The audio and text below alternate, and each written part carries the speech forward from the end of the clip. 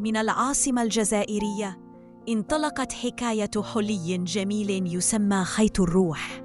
يحكى أنه في زمن العثمانيين في الجزائر كان هناك شاب فقير لا يملك سوى قلب صادق وقوت يومه، أحب فتاة من عائلة عريقة وتزوجها، وفي ليلة الزفاف قدم لها عقداً صغيراً من الذهب، لكن العقد كان أصغر من أن يلتف حول عنقها.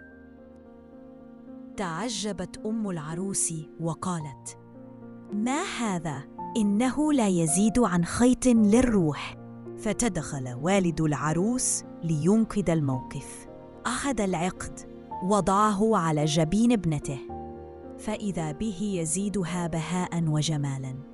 أعجب الجميع بهذا المنظر، ومنذ ذلك اليوم ولدت عادة خيط الروح، وانتشر هذا الحلي من العاصمة إلى مختلف مناطق الجزائر، وصار رمزاً للأناقة والجمال. واليوم تتزين به المرأة الجزائرية في الأعراس، فتلبسه العاصمية مع الكاراكو، وتلبسه نساء الغرب الجزائري مع الشدة التلمسانية أو القفطان وغيرها من الأزياء المختلفة في كل ربوع الوطن الحبيب.